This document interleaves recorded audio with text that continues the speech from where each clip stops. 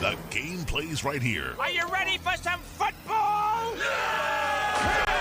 Your sports leader, WOHS Shelby, WLON Lincoln, and WCSL Cherville Gastonia.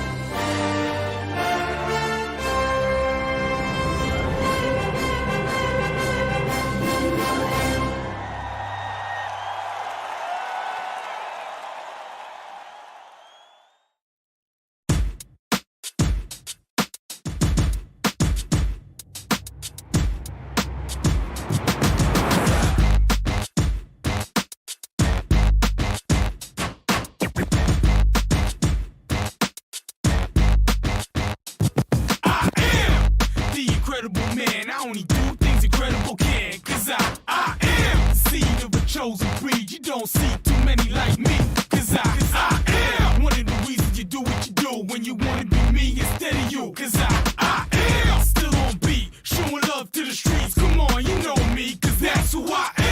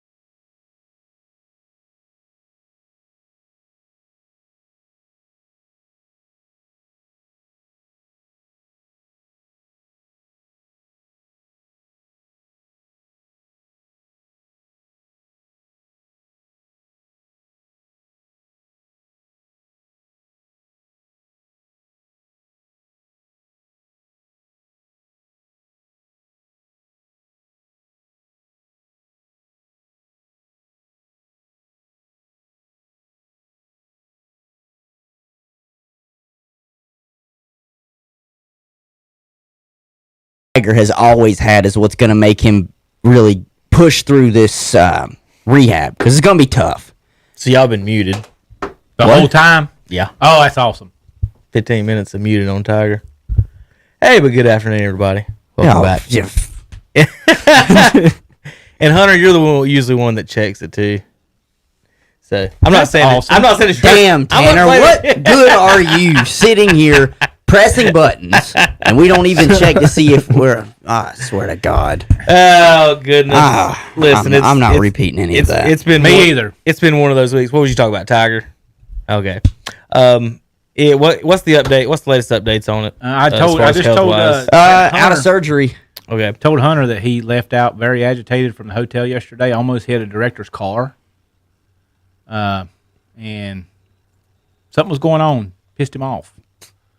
I don't know what it was. Yeah. Probably paparazzi. Who knows? Be one of his girlfriends, anything like that. So you talk about Keno Tigers. If he's going to play legacy, things like that. Truthfully, I don't think he plays again. I don't think something like this. I don't think. There's a chance he might not be able to. You're right. He already had back and leg problems. Mm-hmm. This isn't going This ain't to gonna help it. any of it. No.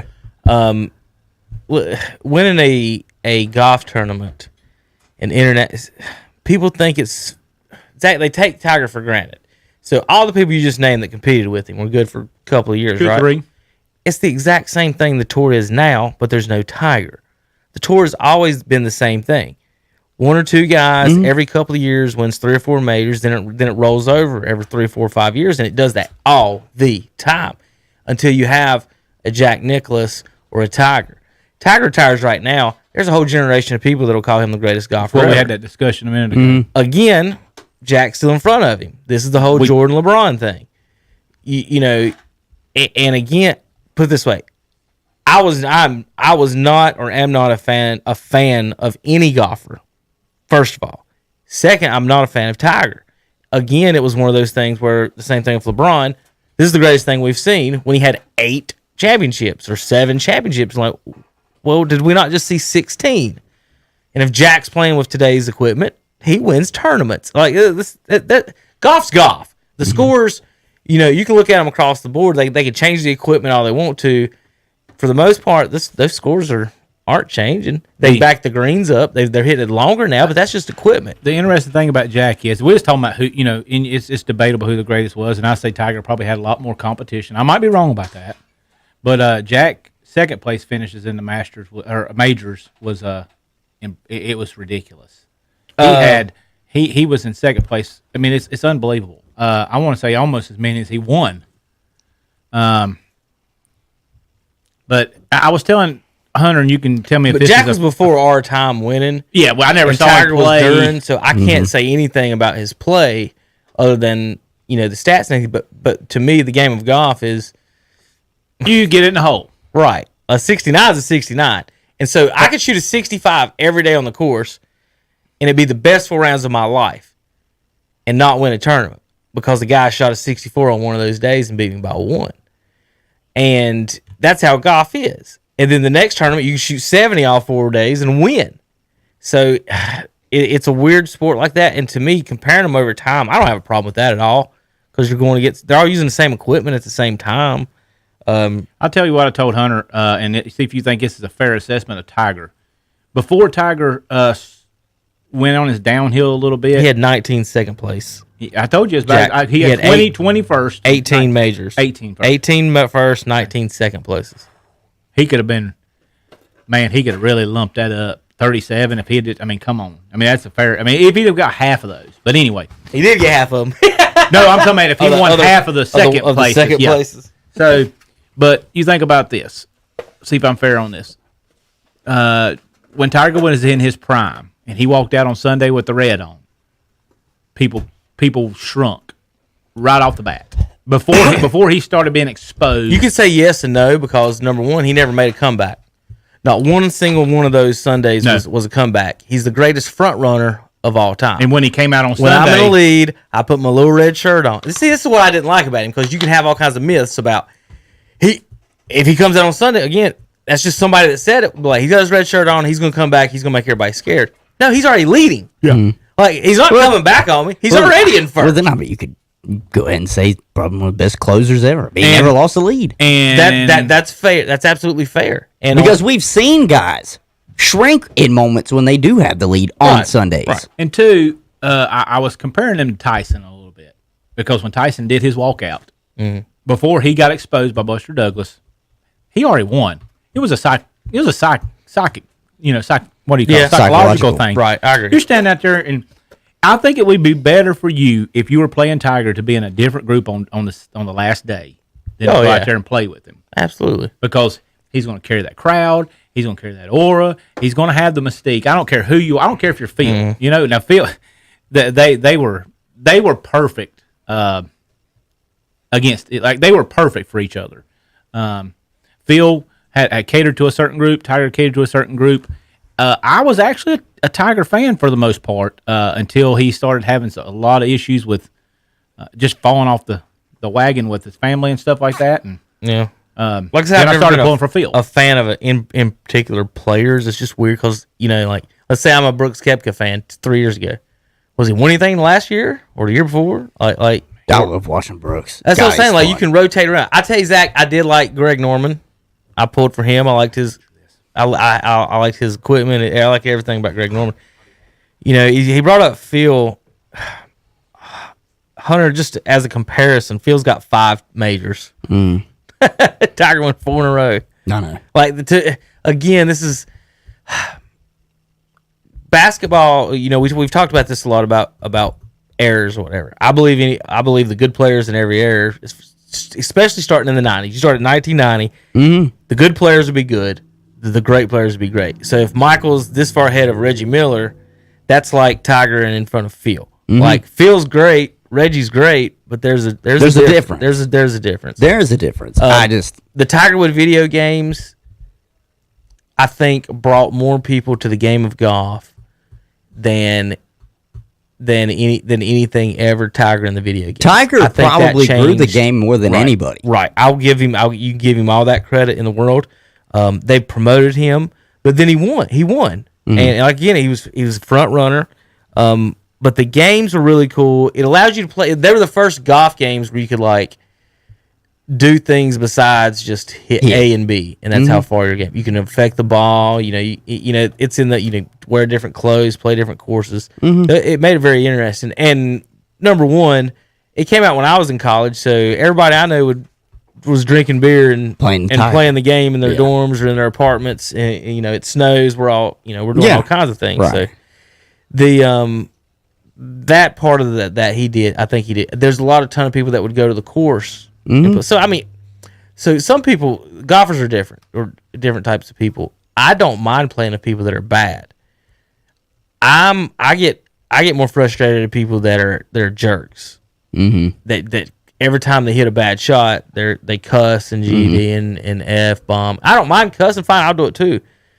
But what I'm saying is that some of them is just like everyone, and like, what do you usually shoot? 95. So you know that before you come out here, and you're still getting mad. Upset. Yeah, like right. It's the only sport where I walk into an NBA court. How many threes you expect to make in this game? None. They could have shut me down, but then they would get mad that I didn't. Right. That's how people are in golf. So it's kind of weird. And there's different type of golfers. There's drunk golfers. I used to. I can take one drink of a beer, and my golf game will change. Not that I'm uncontrollable or drunk, but it's a relaxation thing. So you drink a couple beers, your shoulders relax, right? Maybe your back relaxes. When every swing is really so mechanical that you can't relax your shoulders, you need to be concentrating. So I can tell I'll drop 5 strokes on a score if I'm drinking, and so. A lot of times, if we're in the summer and stuff, though, a lot of people, they just go out there to drink. Right. a lot of people go out there to gamble. But I'll pick, if I'm having a bad front nine, the back nine, I'll pick a brew or two up at the clubhouse and knock. If you see me drinking on the back nine, the front nine didn't go too well. It's just there are guys out there playing golf now that would have never picked up a golf club if it wasn't for Tiger. 100%. Seriously, because they made a good point when I was listening. Golf used to be looked at as like a gentleman's game. That's what it is called. It's a gentleman's game. It's supposed to be. And you know, most of You're the time, supposed to call your own fouls. You're not supposed to cheat. There are no refs. right? But it's also, I don't just go find a little place and play for free. That's an it issue. can be an expensive game if you Right. want to play all the time, which could to some people be a barrier. Right. Why they don't want to play. There needs to be. But I think Tiger got through to the other guys saying that anybody can do this. I think the biggest issue, and a lot of people don't, is where you live and where you play golf. So a lot of people are like, man, it's $100-something to play golf. I'm like, not if you live in the right place spot. and are willing to play a place that's not that great. I can pay $10 and play 9. Right. The problem is right on the money thing. Like, so if I'm going to play pickup at a basketball, if I'm going to go play pickup at the Y or something, I need a Y membership, $10, $20, $30 a month or whatever it is. Sometimes, unless you find just a park. Right. Or if you guys play at a park or have a church gym, you don't have to pay. Mm-hmm. But golf, you do have to pay. And you're starting off, 20 in the hole before you even think about anything on that, and that is a detriment that you. And not only that, imagine if you got to buy your own equipment. Right. Golf clubs most ain't people as golf clubs ain't as cheap as like a $15 basketball. No, you can get a $15 basketball and $100 pair of shoes, and you're not You're set, really. right. You can play a round of golf for that especially at the beach and other places. And it's insane how much some of those cost. It seems to me, Hunter. Just from playing them, the nicer the course, the harder it is. And what's the point? Right. You want to go out there and have a good time, just pay $10. What's so weird is like on these golf trips or something, we'll go and so I'm the best golfer. So let's say I'm the best golfer in the group, and it's a beach trip, which I know it's going to be hot. Mm-hmm. Guys are going to be hungover and or drinking. Mm-hmm. Nobody's here to play good golf. Mm-hmm. We'll get to these nice courses like, y'all want to play with tips? Y'all want to play the women's? What do you mean? Okay. Y'all drunk fools are going to shoot 120. They're just like, hey, let's play the tips. Like, no. Because people want to see, what would I shoot compared to the pros? Like, plus 20 more. Just add it to it. I'll tell you right now. Right. And it's not, the par 5s and the 4s, it'll cost you a couple of strokes, especially those drinkers and guys. I can't wait till the technology and everybody, where we have the hover carts, and the bicycle car. Have you seen the bicycle carts? I would love to have my own little bicycle cart. Right. And roll over to the woods, take a pee, pop out. Yeah. Why not? Without bothering anybody. I think that the individual cart thing, I think that would highly speed up the game, because I know one guy that we play with that he wants to drive, Hunter. But every time he hits one not in the fairway, he'll go park his car like in the fairway and then get out and just start walking to go find his ball. And so while he's doing that and you're the passenger, you have to know either I have to wait on him, or if I'm with him, I'll grab my club and walk to my ball. Right. And go hit. Because I know he's going to walk around for 20 minutes. Yeah. And so, all right, I guess is that your updates on the golf? Yeah, it's just really updates. We just really started with Tigers. Unfortunate that 15 minutes of it was cut short because of no audio, but I know you're mad. Hey, it makes you mad. You sit there and do that. We'll just have to cut that whole 15 minutes out and re-upload the whole video. We're gonna have great. Well, I tell you what we'll do is I'll take the intern and we'll remount yours and Zach parts. And just make up of whatever we want. Hey man, did you see the chickens run down the road? What you'll do is take the intern and have him just cut that 15 minutes out, re-render it, and then upload it. There. The makeup, and that's not even much of a punishment. You cut it off at a point. We need to do the words, don't we? We'll talk over their mouths. Right? It's not a dubbing. Yeah, we're going to dub over Hunter. It's going to say, Tiger Wood sucks. He said it. Not me. Yeah, sure. That was that. Oh God. All right, Hunter. Man. Yeah.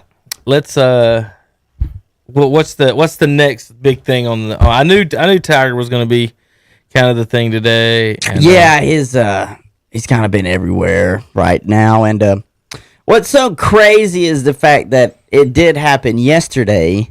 And I know I alluded to it earlier before we even went live, but I mean, today is 224. And if yesterday was a whole lot worse than what it was, today would have been just as bad for some people. At 224, a lot of people. Today was the day they held the ceremony in Staples Center for Gianna and Kobe. Am I supposed to know that? Like 9/11? 224. I mean, I'm just wondering if I'm supposed to know. I mean, if you the follow day they had a funeral service for a basketball player, I'm supposed to remember that date. I don't know the date my grandmother was buried. Listen, 4 months ago. I'm just saying. If you follow any sports on Twitter, sports thing on Twitter, that's what they're talking about today. That's what they tweeted today. I haven't. To be honest, time to check. To be honest, that's the only reason I know. Yeah. I don't have it saved in the back of my mind. But when you think about what I sit there and think about, like, okay, I understand why Gianna wore number 2, Kobe wore 24. So I get it. February 24th. I understand. But I'm just saying, that's what they're tweeting about today. So remembrance of that. But today would have been a whole lot worse if yesterday's Tiger event was, or at least for the sports world, was worse than what it was. So other than that, I mean, NBA is going on. I guess still, I'll be honest with you, I ain't watched maybe 4 quarters of it. And that's me as a sports guy. I don't care about the first half of an NBA season. I just don't. For God's sakes, a team as talented as the Mavericks is sitting almost second to third to last in the West. Like, I don't care. Mavericks obviously suck. Yeah, I don't understand. I mean, the Nets are winning right now, but I could have like put a needle in a haystack and said, "Go find it." If the Nets win me 14 games, guess what? Someone would have come back with it. It was almost like if you bet it against that 14 games in a row, at least I'm like, whatever. Like, it's gonna work. But does it mean a championship? I don't know, but I mean, it's gonna win. It's gonna make the playoffs. Might make the finals. Listen, whether or not they can keep you from getting 120, I don't care. They're getting 130. I was going to say, isn't the issue now? Because they might get 130. It's still amazing. You know what's still amazing about that?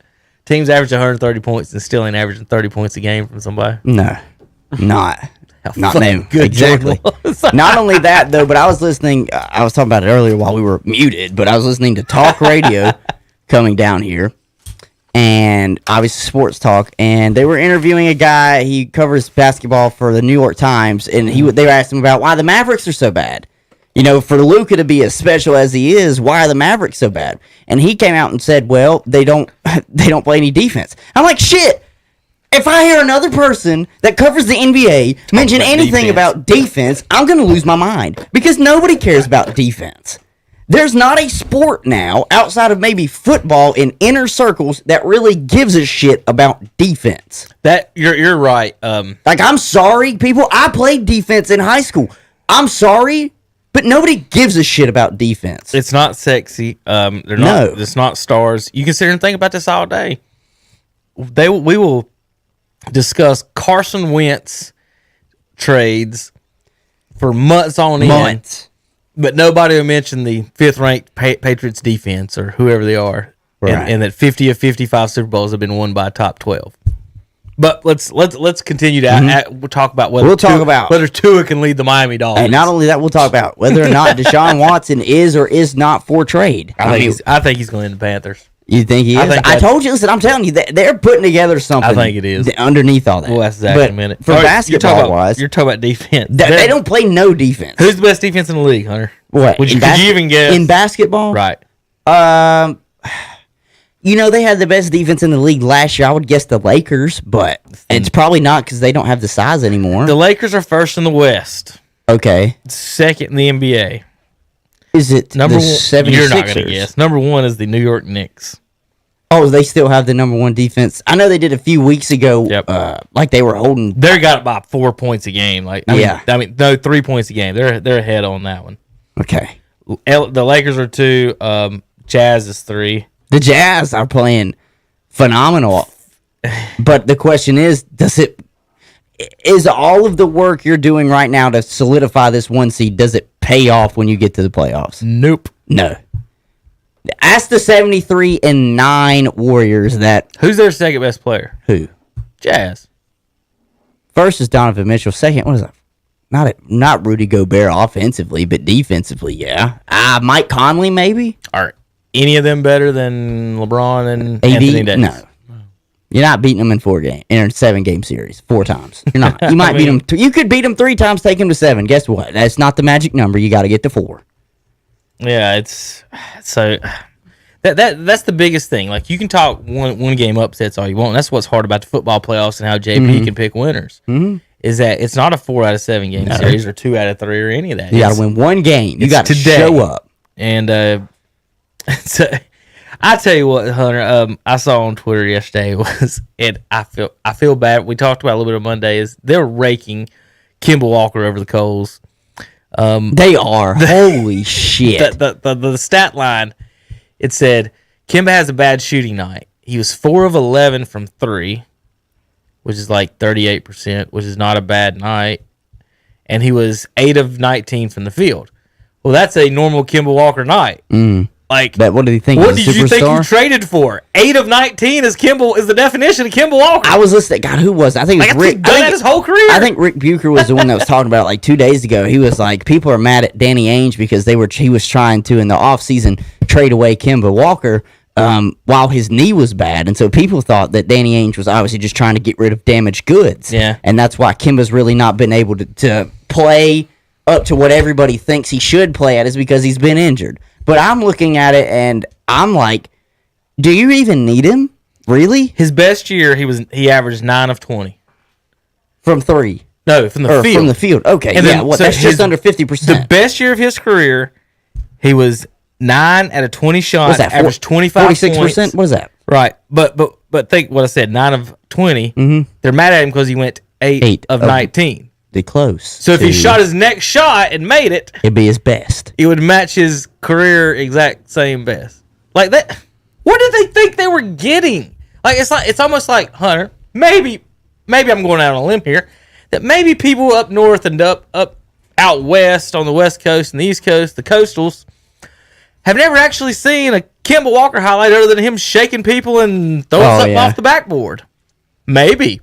Just like they've never seen LaMelo get scorched by someone, they never saw Kemba get scorched by everybody he guards. Listen, I'm just saying, the one thing that lives rent-free in everybody's mind about Kemba is the step back in college. That is infamous. Well, that was infamous. 11 years ago. Trust me, I know, but it's infamous. You talk about Kemba Walker, the shot. That's exactly what it is. You know who Kemba Walker is? Oh, I don't know. You didn't know who Greg Maddux is. Don't give me that. Yes. God almighty, don't bring that up. I still ain't told nobody that yet. Well, you just did. I told the whole world. Whoever's listening right now. Wait till I tell Zach when he gets down the hall. Tanner here has never heard of Greg Maddux. He stopped in his tracks. Or John Smoltz. I got a few minutes. I got to go to the bank, unfortunately. I had a call from the bank. We're doing a few things. You going to make it back or not? Probably not. I got to look over it. Well, by the time I get back, it'll be ending. I've got to sign a few things that we're trying to put in the process. Greg Maddux. I know Kevin is not a fan. I think he is a good pitcher and player, but I think he's one of those people that were put on a pedestal that shouldn't be there. For the speed he throws the ball, he has great command of the ball. He is a Hall of Fame pitcher. I think he won a ton of Cy Youngs. I think he won more defensive players of the year than any pitcher. Yeah, he's got, I think, the most Gold Gloves. Yeah, that's what it was. Not defensive. I'm sorry. Golden Glove. Yeah, he's got like 17. Ridiculous. Listen, if I'm a hitter though, and the catcher sets up in the dugout. And he throws it in the dugout, and he catches it, and the umpire calls it a strike. I understand. What the hell am I supposed to do? Him and Glavine were very similar. Maddux was better. All right, I got one for you. This is the Tony Gwynn. The reason we brought it up yesterday was the Tony. We were talking NBA while you're down the hall, but anyway, I know you're good. You're good. This is Tony Gwynn batting averages against good pitchers. Okay? Smoltz, Maddux, Glavine, Hershiser, and Nolan Ryan. Who do you think he hit the best against and the worst? Smoltz, Maddux, Glavine, Hershiser, and Nolan Ryan. Say worst against Hershiser? Who's your best? Smokes. Yes, on Smoltz. He hit. I can't even say this out loud. Then that tells me he can hit fastballs. He hit 462. That tells me he can. That tells me that he can smoke a fastball. You know how many times he struck out against John Smoltz in his career? One time. Pretty impressive. Because Smoltz is a strikeout pitcher. Against Greg Maddux, he batted 429. So you can't say he. You know how many strikeouts he had against Greg Maddux in his career? 0. 0. Against Greg Maddux and John Smoltz, Hunter, Pretty impressive. he combined for 440 and 1 strikeout. He's in the best 20 seasons. That's why I bought his jersey. You know, I told him the other day he might be the best hitter we've ever seen. that was what I was going to say. The best hitter I've ever seen is Watch this. What size bat did you use? Pudgy Tony Gwynn. 32. Don't he use like a 30 or 29-inch bat? Not Tony sure. Gwynn I know bat? Bonds used a small bat, and I know Vlad Bonds used used a tree. Bonds did use a 30. Bonds used a little league 32. slugger bat. He used a 32. Vlad uses a daggum redwood. Yeah. I do use a 32 I mean, he's or batting like you see 34. Vlad with that bat, and it's like up in the stands. So Bonds used a 32 and choked up. Yeah. That's why his looks so small. He choked up about that much, He but did. he did use a 32. Tony Gwynn's bat is found that at actual length is 32 and a half. And the weight was he used an evenly weighted bat, so it's 32-30. 32, I mean. So the bat, if you don't know bats, most of the time if it's 32 inches, heavier on the. it's 3 ounces lighter. Yeah. Major League Baseball and high school used to allow 5, and then they dropped down to 3. But so he's using an even swing of a bat. He's probably the best hitter I ever seen. Going back to the Maddox. Who else didn't you see? All right. So who else was it? Smoltz was 460. He batted 429 off Maddox. He struggled against Glavine with 312 and 2 Ks. Struggled against Oral Hershiser, 321 with 2 Ks. The worst was against Nolan Ryan, 302, 9 Ks. Nolan Ryan struck him out 9 times. The other 3 were only 5. Or the 4 were only 5. And thinking about that could have been in his younger years too. I'm just saying possibly because Nolan was been later 80s. Yeah, it was It early. would have been He would have been at Houston. It would have been about the time he was wearing Robin Ventura's head out, coming out there and trying to funk him. I was trying to find Babe Ruth's bat. This one says 36 inches.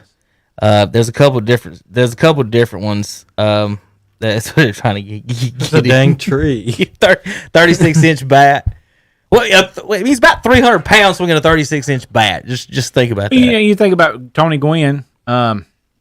He's just a little. He's a lot like Kirby Puckett. He's a little short, fat, non-athletic looking guy that can hit the ball really good. Putting the bat on the ball. Tony Gwynn does. Pendleton's very similar. So Did he hit a lot of home runs, though? Gwynn? Yeah. None. No, not at all. It's just slap hits.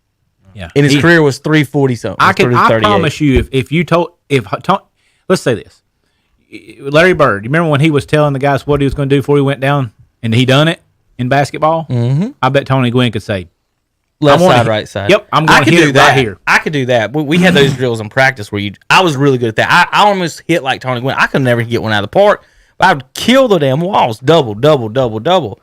And I did kind of take not necessarily his approach, but kind of it's almost like a golf approach. Like I'm just gonna take my swing, but I'm gonna hit it. You can hit it in spots. I just want to hit a to. solid ball. Mm-hmm. I don't care where it goes because you can sit there and swing as hard as you can, try to hit one out, and it never damn happen. And that's what everybody's trying to do now. All right. I know we got off on Tony Gwynn for a second while you was there, but was talking NBA, regular season, anything. Hunter, where was we at exactly on that? I was just talking about. You listen to these NBA analysts talk about defense. Damn, I don't know a single team that looks like they give a shit about defense. Well, how bad is DeMarcus Cousins because he got cut because he didn't play defense? As bad as his defense is in the NBA right now, and you get cut for not playing defense, he must suck. I mean, I'm reading the defenses, like I said. You know, those 3 I read, there's only 5 teams in the NBA 6. 1, 2, 3, make sure. 4, 5, 6, 7 teams in the NBA giving less than 110. Yeah. Like, seriously, no lie. I heard they were talking about, so Dallas could really use a number 2 guy. Like, Colin was asking the question. It's like, Could Dallas use a number 2 star? He said Dallas could probably use some good wing scoring and defenders. I'm like, They're actually shopping defenders? Porzingis. That doesn't surprise me. Dallas needs a wing score. That's it. Yep. Porzingis be your 3-man. Get a wing guy that can get you 20. They're going to be. I think the team hell would to be deal fine with. without Porzingis if they land someone good. If they can package something. Because like you said, if they're shopping Porzingis, I mean, obviously they're looking to upgrade. They're not going to just ship Porzingis off and look for role players. Because they give something for him. Yes, they gave something for him. Problem is Dallas, for some reason, has not been able to land any sort of free agents within the past few years. They're always in discussion. It's interesting that they can't because I would think Texas ain't got no state. They ain't got no Cuban. state tax in Texas. They want to keep their money. I'm talking about their owner. Oh, he Mark is a Cuban's fan pro player. owner. Yeah, and you would think that would be positive for him. I don't like Mark Cuban. He's pro money, pro China, whatever makes him rich. Yeah. He's pro. I don't like Mark Cuban, but you would think that would draw. Dallas is a huge market. You know, you didn't even think about Houston. Houston is. It's surprising that Houston doesn't have stronger teams than they actually have because that's like second, third biggest market in the country. I look at the Dallas Mavericks roster and I look at the Houston Rockets roster even after everything they've just unloaded. I think the Houston Rockets have got a better roster than Dallas outside of Luka. Luka's my favorite player. I know it's Kevin's favorite player in the NBA. He just nailed a buzzer beater last night, and I absolutely love it. My favorite player is Melo Ball. Thank you. Listen, don't his favorite player to hate. Never heard of Carmelo Anthony. The real Melo plays in Charlotte. No, don't. Never. I will love Never. I'll get back with y'all next week. I'm sorry I got to run, but I got a phone call and. Zach, you have something come up every day at 2:00 on Wednesdays. It does it not? Come here. I want to show you a couple of cards I found flipping through the other. Yeah, real quick on Babe Ruth. He had a 36-inch bat. Listen to the ounces, ranging from 38. Wait a minute, to 54 ounces. What the freak? I haven't heard that in years. Bro, why would you hold something so heavy? That's what I'm saying. Beer and eating. Must have had amazing strength because But he could hit the hell out of the ball. I know, so must have had I'm amazing strength because that bat speed. There's no way it would have come around that fast with a 50-something ounce bat. Good Imagine lord! if you go to a high school game and someone's using that size bat. The ball is I would think it would rip their shoulder out of That's socket. worth $15. Jesus, man, it's expensive. That would be heavy. I'm over here sitting what he said. I said it was be expensive. Marie Osmond No. with Milton.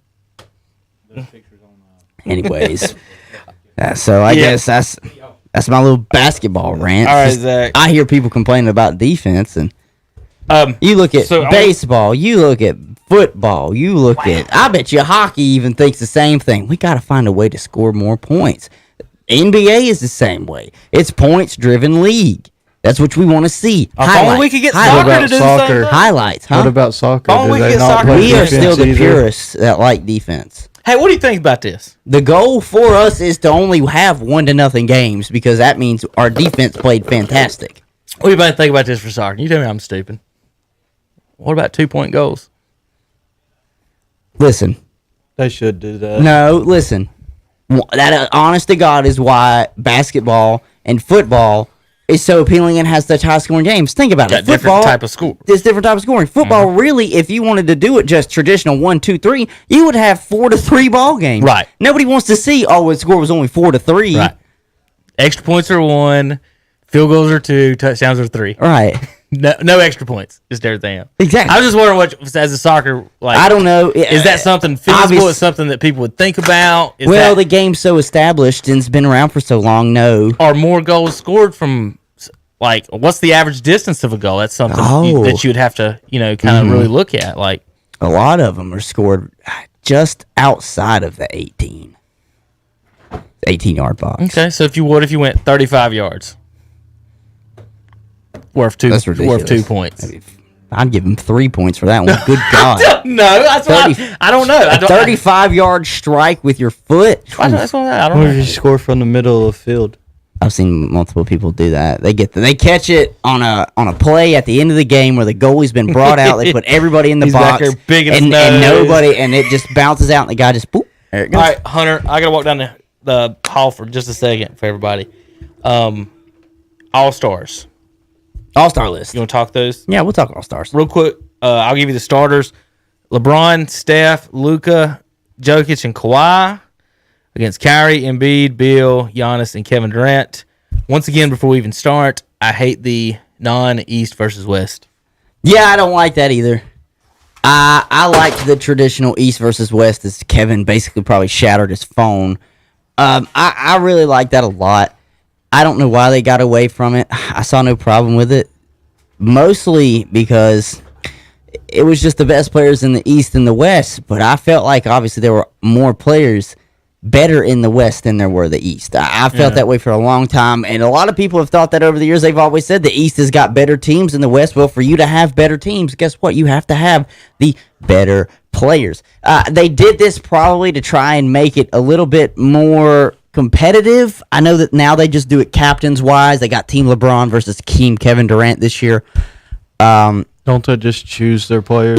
Yeah, they draft it. The players that have been voted on to make the All-Star team, I think from there, that's kind of like a little pool draft that they do where they just pick, I'll pick this guy. Well, they basically schoolyard it. Stupid. I think it should be East and West, and they should, pick the best from each side. Yeah. Instead of them being able to pick their own players. Yeah, but at the same, but this is where it's still kind of similar to how it was back in the day. East and West wise, it's still fan voted.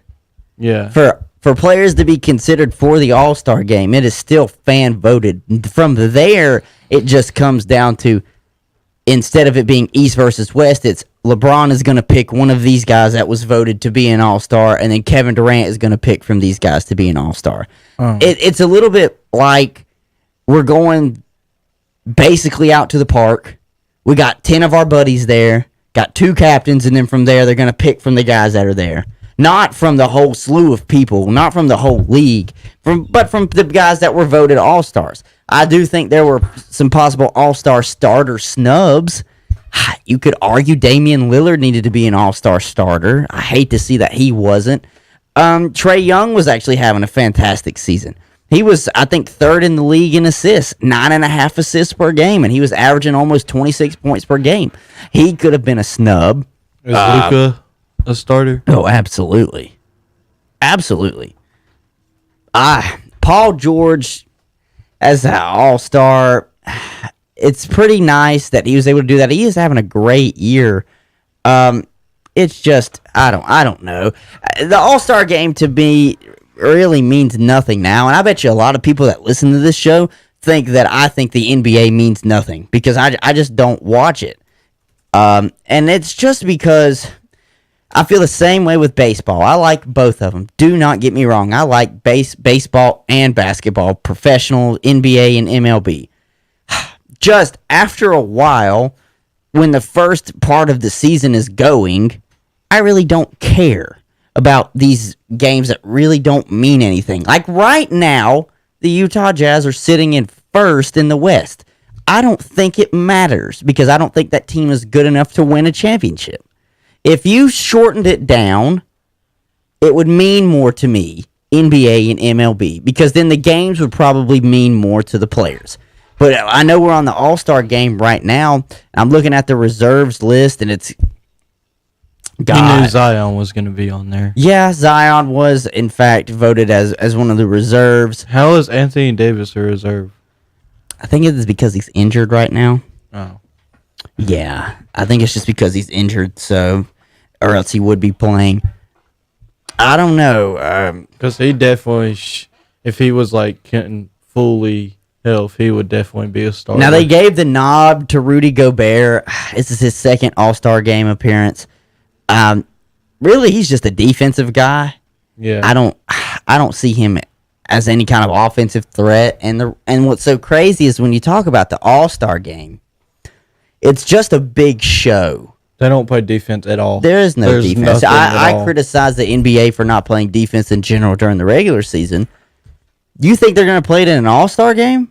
No. It's just for them to show off more stuff for people. It's for the game to be almost 160 to 150. There's no such thing as defense. They need to put LeBron I'm looking and at Zion this. in Anthony together. Davis, offensive threat. Paul George, offensive threat.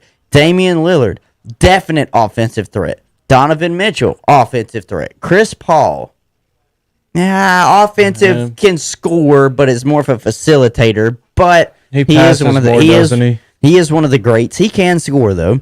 Zion Williamson, offensive threat. Jaylen Brown, James Harden, Zach LaVine, Julius Randle, Ben Simmons, Jason Tatum, Vucevic out of Orlando. Offense, offense, offense, offense, offense, offense, offense. Rudy Gobert, not offense. Defense. I would consider Zion to be offense and defense. His defense is not as good as it was in college. Yeah. At least with the pros. But he's still known for his offense. But he's known for being explosive. It's a lot different than... Think about it. Zion's voted on because, like I said, this is a show. He's going to be a spectacle to watch. Everybody wants to see what kind of crazy dynamic dunk he's going to do in an All-Star game. That's all the All-Star game is. It's a highlight game. Rudy Gobert, even because nobody plays defense, might be able to score a lot of points here because he's going to be able to get at least 10 to 12. Nobody's playing defense on him. But do I think of him as an offensive crazy guy that I want to see in the All-Star game? No. They probably could have given it to somebody else. I think maybe Devin Booker would have been a better fit for this than Rudy Gobert. I don't know. It's just crazy how some of these guys are picked for the All-Star game and how they got voted in. I know Utah has right now the best record in the league, but like Donovan Mitchell would have been fine being the only player representing the Utah Jazz. Utah Jazz don't even have a starter. They only have reserve players, so how great is that number one overall team that you have, okay? I think about it. At least I'm just looking at it. Rudy Gobert, to me, should have been left off and replaced with Devin Booker. Because there's no defense. That's just me. He would have replaced him in the West, too, so it wouldn't have messed with anything. So, I know he's averaging that much. Who? Zion. Yeah, he's having a hell of a year. Beast. He is having a great second year. Defensively, but like I said, his first year who he plays was defense? hurt anyways. Most of his first year he was Well, hurt. I want you to think about it, too. If you add together how many games he played last year and how many games he's played this year, he technically, I don't even think he still played a full NBA season. Who's that? Zion. Probably not. He'll be close because I know there's about 40-something games left in this season, and I think he played maybe 20 or 30 last year, so he would be close. How many players on each team? 12? Yeah, there's 12. You got 7 reserves, 5 starters. So, I don't know why Rudy Gobert made it. That's what I was just talking about. Because when I think of the All-Star game, Kevin, tell me if you think about it. When I think of the All-Star game, I know nobody's playing defense, so I want to see offensive juggernauts and offensive specialists. Like Zion, I'm going to be excited to see what he does because I know he's going to do something probably pretty spectacular. He's probably going to have a crazy dunk. And this is going to be offense. He's going to do his I at least looked at all 14 reserve players. I'm not counting starters. Reserve players, 'cause that's where Rudy Gobert is. 13 of them, I looked at him and said, offense. He's got offense. And then there's Rudy Gobert sitting there with defense. In place of, who I think should have made it out of the West, Devin Booker. I like Devin Booker. I like Devin Booker a lot, man. I think he really is slept on. Okay, just... So... like, you look at all the guys... I'm trying to look at his stats and kind of get a thing for him. He's averaging 24, 4 and 4. Who, Devin? Right. Booker? Yeah. Chris Paul's averaging 16, 8, and 4. You could have almost argued Booker should have been in there over Chris Paul. Right. Well, hold on. Let's do this. Chris Paul has 4 more assists than Booker, right? Mm-hmm. What's 4 times 2? 8. What's 8 plus 16? 21. No, 20. 4. 8 yeah. plus 16. I'm terrible at math. Shit. I'm very terrible at math. 24. The exact number that Devin Booker's averaging without Booker's assist. You mean without Chris Paul's assist? No, without Booker's assist, Chris Paul's assist and his points add up to what Booker's getting just points-wise. Points-wise, yeah. For the most part. So what I'm saying is that, which is more important? Would you have the 16, the 8 assist, or would you have the 24 points? and the 4 assists. 24 When it and adds 4. up to being the same thing, do you want the score for the All-Star game or the point guard? The score. Like, is it not past Chris Paul's past his time? Yeah. You only I have think it's scoring Chris Paul 16 points a this game. time. I'm going to shoot some. I don't even. What did Devin Booker even make the All-Star game at all in his career yet? Because That's what the people have been arguing. Like, they were saying online, if you want to make that they told him that he had to win games. And I'm like, wait a minute. To be in the All-Star team. Well, like, Chris Paul's on the same team, but right. he got voted in. So Booker made the All-Star last year. Okay. At 26 points a game. This year his scoring's down, but they're winning more, which is what they told him to do, and then now he didn't make it. So, just Hunter, if you're averaging, let me get back to it, 24.7, okay? So looking at the other players on the All-Star roster, it's more than Julius Randle. It's 9 more than Ben Simmons. So pick one of them. Ben Simmons ain't even played a whole lot lately because he's been injured. Are you telling me Vucevic is better than Devin Booker? Nope. Is Chris Paul better than Devin Booker? Nope. No. Rudy Gobert, again, you're 14 and 14. You listen, if you're saying no centers, if you're not having a position as a center, then no.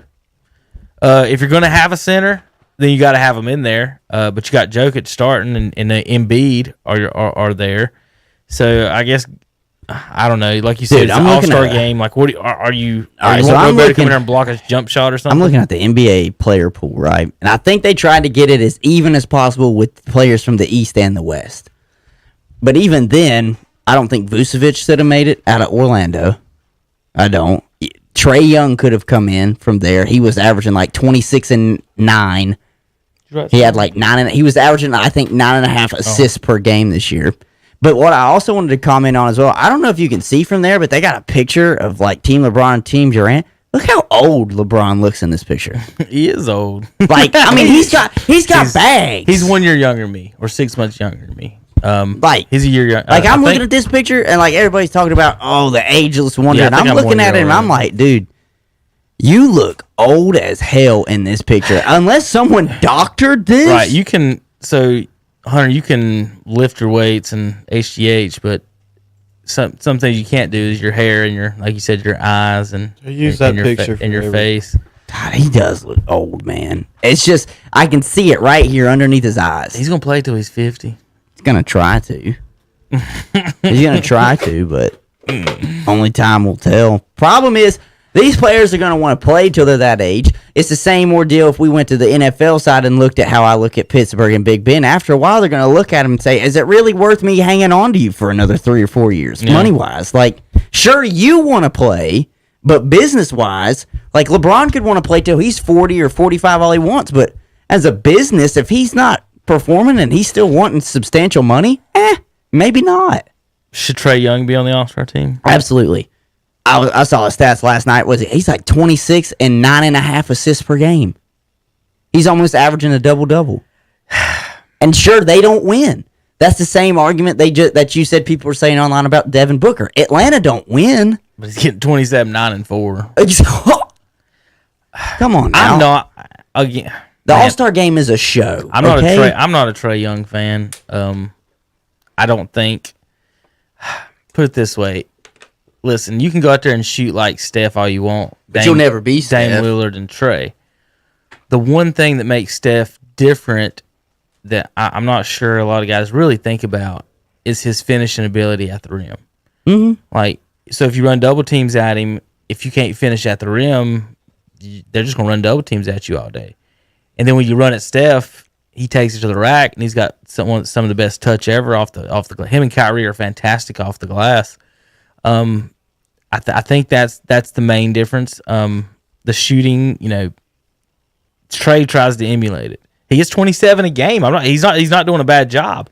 But is Trae guarding anybody? One. Is he getting to the bucket? Like, just being on the basketball court, your job almost 90% of the time defensively is force a jumper and contest. Mm-hmm. You can't block everything. but force a jumper and contest. And see, I don't understand that mindset anymore because it seems like every team now, offensively, all they want to do is take jumpers. Yeah. It's like defensively, I understand what you mean because they used to tell you don't let anybody in the paint. Don't let them get close. If you force them to take a long two, we'll live with it, or to shoot the three. Now it's don't let them shoot that three. Right. Don't let them just take a wide open jumper. Force them to the lane. And I'm like, why would you want to force them to the lane? Today's basketball, you don't even have a big man down there to stop him. I think Booker's biggest problem, looking at his stats, Hunter, is his PER is not good at all. It's at 18. At league average is 16. He's not even top 50 in PER. He's 16th in scoring, not top 50 in PER. Looking at that, folks that may have been snubbed based on PER, how about this one? Yeah. Let me make sure. I want to see what he put in NBA. I got some, like, no, that's it. That I got the format of the All-Star game for you. Okay. The 2021 NBA All-Star Game is going to have the same format that last year's All-Star Game had to try and make it a little bit more competitive. Okay. 2 NBA teams will compete to win each quarter for their respective beneficiaries. Each of the first 3 quarters will begin with a score of 0-0 and will last 12 minutes. The winner of each 12-minute quarter, first, second, and third, will be the team that scores the most points within that quarter. Obviously, I know how fucking basketball works. Okay, you didn't have to put that you didn't have to put that part in there. You outscore the other person and you win. Okay, the fourth quarter will be untimed, and the teams will play to a final target score, meaning that the game will end with a made basket or a made free throw instead of the clock running out. The final target score will be determined by taking the leading team's total cumulative score through the 3 quarters and adding 24 points, the 24 representing Kobe Bryant's jersey number. The first team to reach or surpass the final target score will win the NBA All-Star Game. So a whole bunch of convoluted shittery my pick for what could have been an easy little, like, just me, yeah. Yeah. Go ahead and click on it. Just let Kevin have some. That was a whole bunch of bullshit. Yeah. That's all what did you just read to me? A bunch of jibber jabber. What the fuck? Basically, let me break it down to what I got. We're gonna play 3 pickup games. Yeah. 0-0 for 12 minutes. After all 3 of those are going, we don't care who wins them, whether you're up 2-1, 3-0, none of that matters. After 3 pickup games, then we're going to add 24 to whoever's got the most points after those 3, and the other team has to catch them. Mm-hmm. Yeah. It's basically like you're playing 2K. Right. The end of the game and how they do that is fine. They took 2 paragraphs to explain it when it could have done 2 sentences. Mm-hmm. Oh, no, there's 1, 2, 3, 4, 5. There's 6 bullet points. Oh, that's awesome. I think what they should do for the, like, All-Star weekend is, like, we talk about all these players that should be in the All-Star game and they're not. They should do like one where it's like all the like players that got in, and then they should do one below that. Snub game. The Snub Star game? That'd be kind of lit. Those guys would come out there playing hard. So, they'd be like, we should have been the All-Stars. I think they took 2 decent ideas and combined them and come up with one fucked up idea. So let's go with the 4-quarter thing. I would have been fine with them just not playing 0-0 every That's quarter. What I'm saying. Why are you resetting it? Yeah, that makes no sense. Okay, so instead of because they're using the cumulative points. Because they're doing it to give money. Is that what they said? Yeah, okay. it's like. All right, Tanner, put us on everybody now. In fact, Tanner, you can find one that's got 3. Now that Zach's gone, I think one of the top ones up here might even work. One that says 3 shot Joxx. You skipped over them. You blind? Yes. Nah, click the next one. See what happens. That ain't the one. All right. Either way. So where were we? Oh yeah, the bullshit that you just read to me. Yeah. So let's break that down real quick. The individual games. Mm-hmm. I actually don't mind it if you do this. What if you just had both teams played a 5-game series for 12 minutes? Right. Like a pickup. 5 games, 12 minutes. Yeah, we're gonna play a pickup game. No, we're not going to play 5. We're going to play best 3 out of 5. Right. Like any other pickup situation in the history of the world would work out. You go to a gym. There's only enough for 2 teams. We're going to keep running this joker back. Right. We'll play best of 9 if we have to. But if they want to do that and reset the score, why not do it? Play best of 5. rotate the rotations for each game. This year too, they're Only not 6 people play in each one. You have one Right. sub for each one. This And year, too. and then if it goes to game 5, it's the coaches can put whoever the fuck they want. Right. How about that? This year too, they're not doing the multiple days of the All-Star game. They will have like the skills challenge in the beginning. Right. Halftime, we'll have the dunk contest. That's about it. And then the game is just in between. Are they not doing a 3-point contest? I think that I don't They know. should, I yeah. think that'll That might be be at the the end. beginning, or it might be the end. Hell, I don't know. All I know is they're doing everything in one day. Mm-hmm. So it's just going to be a 6-hour-long broadcast, I guess. Hell, I don't know. Is it because of COVID? Yes. That's exactly why. All-star games aren't that important. The NBA's is always, until the last few years, has been a history of being maybe the most marquee in the events over the weekend. The game has just gotten to hot garbage. Well, I don't Again, even understand why the All-Star game's still being played if you had so many players that actually came out and showed their displeasure of even wanting to play in the All-Star game. If I was NBA, I'd have been like, all right, fuck it, fine. If y'all don't want to take part, we just won't ever have the All-Star game again. Well, now, you sound like a parent now. Exactly. I agree going to that point. Exactly. Like, If y'all want to be this way, we just won't ever do this shit again. just think about it. If you're not a basketball fan or NBA fan, let's say you're a casual fan of sports, and you're like, well, I want to check out the NBA. And you turn on a game, and they're kneeling at the national anthem, and they won't participate in the All-Star game, and depending on what night it is, they might not play back-to-back. They might not play against good teams. Mm-hmm. Like, You wouldn't be drawn to the NBA. that's what I'm trying to figure out why you would make a regular fan or regular American say, hey, like you kneel at our national anthem, but you won't criticize China for anything. And you're making millions of dollars off for what's virtually slave labor over there. And the way it's hard for a regular, I like it. I like basketball. And I like seeing it played by good people, but as a fan, like, how do you get someone else to, like, damn son, you know what I mean? Like a natural or casual fan that would be like, that is appealing to me. And then they don't play defense. And you see, so you're telling me the backup center's making $10 million a year. He's not taking charges. He's not trying to block foul. He's not trying to block shots. Yeah. It's a regular season game. Some of the guys might not show up. Some of the guys might. And then, I don't know, Hunter, what's the appealing part? As if you're a fan of another sport or just a fan period, like what would make you want to watch is what I'm asking. I don't know. That's just been me for basketball. It's the reason why I don't. Baseball's happening most of the time. Now, I know buddies of mine, they've always asked, why are you watching a postseason baseball game and not opening night or the second or third game of the NBA season? I'm like, y'all, whoa. Y'all still have 80 more games. Wrong here, not you. Yeah, not me. Listen, I'm watching competitive guys that are actually trying right now and competing for a goal. When you're talking about at least until the All-Star break, and I argue this why I don't watch a regular season early baseball till after the All-Star break. Right. I don't know really how hard these guys are trying because it is a marathon and not a sprint. You can go ahead and take your time. And then when the final 20 games come about, then you can go ahead and start ramping it up and trying to get postseason ready. But until that happens, what am I, a fan of the game, supposed to be watching? They don't always, think about it. Say I am a LeBron James fan. I know he's not really doing it this year because he's got the highest usage and minutes rates in the NBA at 36. That's the coach's fault. Dumbass, first of all. But let's just say, all right, let's not take him into consideration because he doesn't do it. Kawhi. Say I want to watch Kawhi Leonard.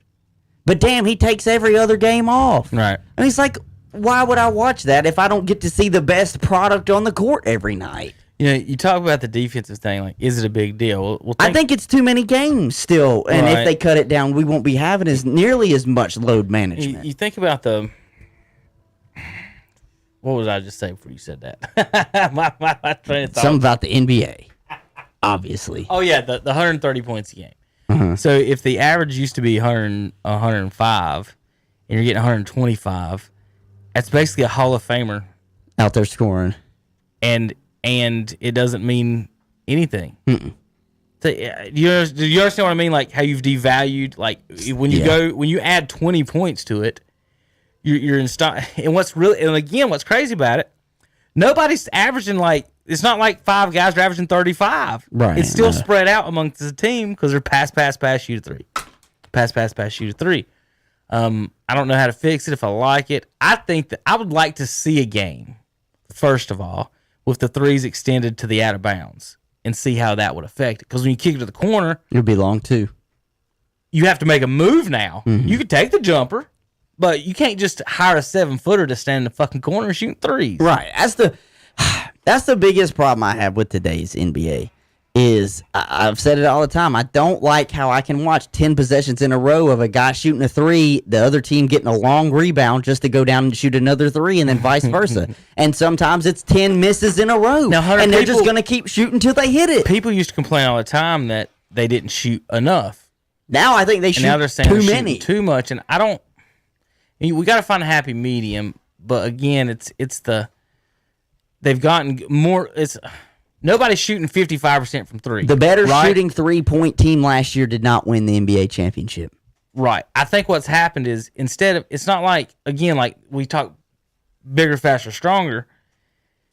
The best players are not shooting 55% from three. No. Everybody's still shooting 40. It's just there's more of those guys shooting the threes. Like you used to come in the league, you had to play defense.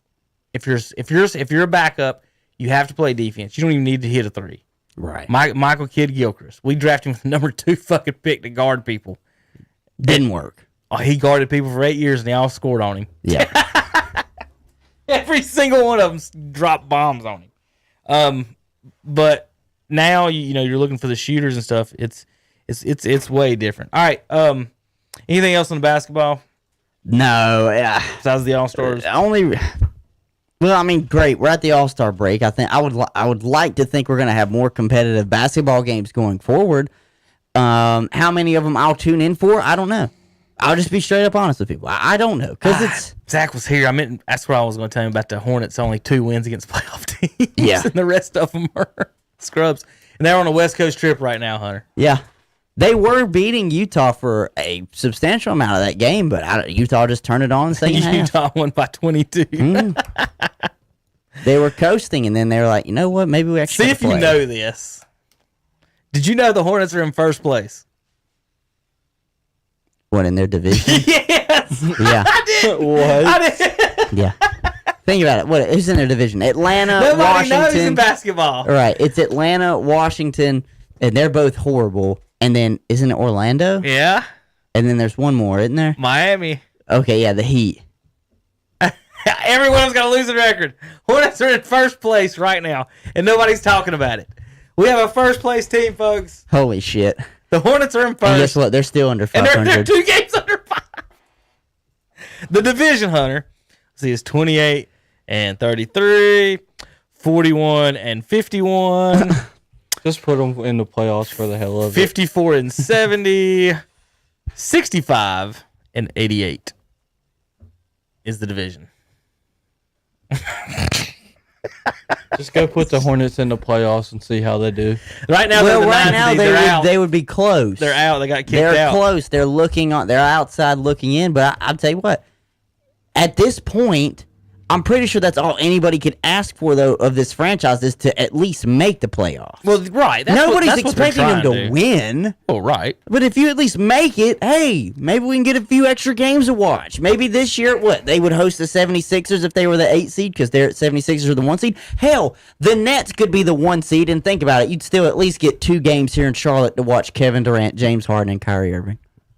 No, we don't. The governor won't let them. Oh, true. Yeah, because All right, here's the next that game. guy. The governor. The Hornets have lost 3 of 5. The one of them they won was the Draymond Green gift. Yeah. So they really could have lost 4 of 4. 5. Tell me a win in the next games. This is a road trip. All road games. At Phoenix. At Golden State. They could win that. They could. It could. I know it's still the Steph Curry show, but all it takes is Kelly and all the others not to show At up. home, after Draymond just gave it away, Warriors by 20. We'll see. Yeah. Sacramento, at Sacramento. They can win that. Yeah. At Portland. They could win that. No, it's a playoff team. Mark off the playoff teams, Hunter. I didn't think Portland. I thought they were a little bit lower. Let me They're make sure. close. Let me make sure they're in. They're close. They might not be. Portland's 6. Okay, so they're all right. Sacramento's out. They can beat them. Mm-hmm. Minnesota's out. They've already beat them. They're great. They're fantastic against the shitty teams. Think about it. If all you have to do is beat the shitty teams, you could at least have a 500 record I bet they have a winning record. at the end of the year. Against shitty teams. Oh, absolutely. Because they've only got 2 Well, wins against playoff teams Here's right the thing. now. I could make an argument right now that Charlotte really isn't a shitty team. They're a mediocre team. Right. They're right in the center. They can beat Right. the teams they're supposed to beat, but not beat the teams they're not supposed to beat, except the Nets and the Mavericks earlier in the season. Crazy. I just want to know why Gordon Hayward's not on the All-Star team. He's having a pretty good year. What, 24 and Or Terry Rozier. Because he plays for the Hornets. Is that what it is? Yeah. Yeah. yeah. Some bullshit. Because they would have to admit that LaMelo's not the best player, so they're not going to fucking do that. Oh, are they? Oh, fuck. And I didn't even think about it. Are they doing the Rising Stars game I don't too? know. Hell, this is going to be an 8-hour show. 22-5-4. 22, what? 22-5-4 5-4, for okay. Gordon Hayward. They Decent. might not even do the Rising Stars game because of COVID. That's what I'm saying. All I right, don't know if what Hayward's they're doing. 22-5-4, does he deserve it over Ben Simmons at 15-7-8? Yeah. Yeah. Or Chris Paul? Yeah. If Gordon Hayward is in the West, yeah. Poor If Gordon. you're If just Gordon if- Hayward actually played If we're for a going team, just based off of scoring because that's what we have associated the All-Star game with, then absolutely. Well, not only is he scoring, though, he's put them in the playoff hunt. Yeah. They weren't in this spot last year. Last year they had a 35% win percentage. This year they're at 40-something. Okay, 10% better. I know it's not much. You know, it's him and LaMelo. That's just how it works. Probably. Has nothing to do with Terry Rozier. Listen, if Gordon Hayward was I still will for say the this. Celtics, he would It's be. going to in. be crazy. I know Terry Rozier's playing great, but damn, I would almost try and trade him while his value's hot right now. I 100% agree. 100%. 100% agree. Because then you could have Devontae Graham out on the court. I'm under the impression that we're still going to be losers for the next 10 years, Hunter. Yeah. So there's no reason to try to keep people that are going to like help you win. Right. Or keep anything of value that, put it this way, is it more value to trade him now or keep him for 5 years, never win a damn thing, And then pay him money. and then cut him? Right. Nah, you trade him now. See what you can get. Yeah. Or waste $50 million. Right. Shit. Trade him right now. First round pick to Minnesota. Now, Minnesota, Hunter, have the worst record in the NBA. They're a top 3 protected pick. They are tanking like motherfuckers. Because It's pretty noticeable, too. Because if it's the 4th pick, Yeah. you know who gets it? I don't know who gets it. Golden State. Oh, damn. Golden State, let's say they miss the playoffs, they could have 2 lottery picks. They'd have the second or the fourth. They can or have the first or the fourth. They could, well, right. More likely it's going to be 4th and 12th. They're gonna miss the playoffs on purpose. Now, listen. I listen. would if I was them. I've seen people on TV said they would. You're They talking should. about the Timberwolves or the No, Golden the Warriors. State? Okay. Who the hell? Listen. Steph, Michael, LeBron. Nobody wins by themselves. Nope. Steph Curry sure as hell ain't dragging Draymond Green to the championship. Them two. Listen, if I'm. What about Clay? But what's so Isn't he bad is hurt? like. Clay's out for the year. What's so bad is like Minnesota, like it's noticeable they're tanking too because D'Angelo Russell had to shut it down for a surgery a few weeks ago. Come on now. They don't want to give up that draft pick. Come on now. Top 3 protected, and you're that bad enough to get a top 3. Like if just you're go. 50-50 team, you just But there's you want nothing to know can do what's about so it. bad though is well, not to mention Minnesota let their coach go a few weeks ago, if not last week. What's so bad though is like just because they get that pick, damn, I don't think Minnesota ever gonna get their shit together. When have they actually had a decent ball team, really? And they've had Garnett left. Exactly, and then they had when Kevin Garnett was there, they were at least making the playoffs. Right. Now it's nothing, and it's been nothing. Karl Anthony Towns was there. Andrew Wiggins was there. Andrew Wiggins on his That's career what is I was thinking. almost averaging, what, 18, have a- 19 points per game? So Oh, it's I think he's getting more than that. like, what, on his career, he's averaging Oh. probably 20? I was talking about a career. Yeah, Andrew. he gets more than And think about it, he was in Minnesota. with Karl Anthony Towns. Remember, we did this the And it other just day, didn't work. and he's getting more than Kawhi Leonard in his career, and people don't know it. Not to mention, Andrew Wiggins was on this Minnesota team the year they had Jimmy Butler and Karl Anthony Towns. They didn't even make the playoffs. Like, I don't think Minnesota can just. 19-6. Okay, exactly. I just don't think they can get anything right in Minnesota, no matter who weren't they the ones get. that picked 3-point guards in a draft, and none of them named Steph Curry? Was it that one? I think so. When was Steph drafted? What, 2010? 2009? I think it was 2010. How do y'all know like the draft numbers? 2009 draft. So it was 2009? Because wasn't that the year Blake Griffin went 1? Yeah. Yeah, I think that's how it was. Yeah. What does Steph go to? He went like 11th, All right, didn't he? here you go. Minnesota picked 2 point guards right in front of Steph Curry. Where Okay. does Steph play in college? Davidson. That's what I thought. And then they picked another point guard with the 18th pick. And then they picked a shooting guard. They picked 4 people in the first round. Oh, I'm sorry. Steph went 7th, but you're right. They took Ricky Rubio and Johnny Flynn in front of Steph Curry. Damn, I wonder which one of them really worked out. Rubio's top 10 assists all time per but game. I know that. That but one is like, justifiable. Johnny Flynn is not. No, Johnny Flynn's not. Sophomore from Syracuse. Tyreek Evans is pretty good. James Harden's pretty good. For God's sakes, Minnesota took Ty Lawson. The Grizzlies picked Hashim Thabit with the That did not play all at all. that's the Charlotte Hornet pick of the 2009 draft right there. Yeah, he was like 7, but he was huge, man. He was like 7'3", 7'4". God He's almighty. 7'3", and he could beat. Like, this is a pretty good draft. Curry, DeMar DeRozan, Brandon Jennings, Terrence Williams, Gerald Henderson, Hansbrough, Drew Holiday, Jeff Teague. So they drafted. Victor Oladipo, or I'm sorry, no, that's Fisher. So in the first round, Minnesota drafted Rubio, Flynn, and Ty Lawson. I thought Ty Lawson was going to play out. He had good years in Denver, though. He just kept drinking. He loved that drink. That purple drink. 3 point guards in a draft, not named Steph Curry. And you wonder, Charlotte Hornet fans, why you suck. Minnesota sets a new level of sucking. What did Hornets have? What pick did they have? That year, 12th, they picked Gerald Henderson. And they were the Bobcats then.